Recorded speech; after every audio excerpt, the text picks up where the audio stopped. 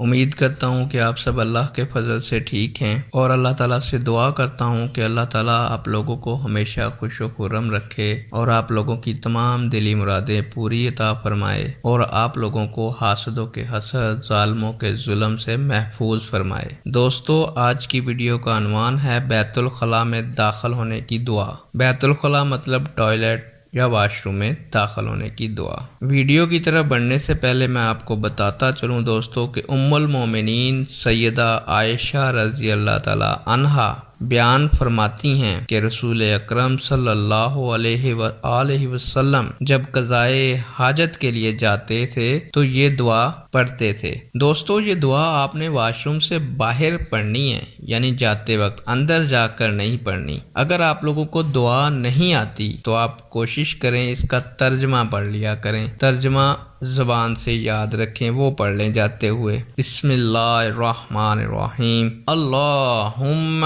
انی اعوذ بک من الخبث والخبائث۔ ترجمہ: اے اللہ، بے شک میں تیری پناہ میں آتا ہوں ناپاک جنوں اور جننیوں سے۔ تو ان دعاؤں کو یاد رکھا کریں، یہ چھوٹی چھوٹی سی دعائیں ہیں جو ہمارے بہت سے کاموں کو حل کر دیتی ہیں، بہت سی مشکلات کو کم کر دیتی ہیں۔ امید کروں گا کہ یہ آپ دعا یاد کریں گے، دوسروں کو بھی بتائیں گے اور اپنے اور میرے لیے ثواب کا باعث بنیں گے۔ نیک دعاؤں کے ساتھ آپ سے اجازت چاہتا ہوں۔ اللہ حافظ۔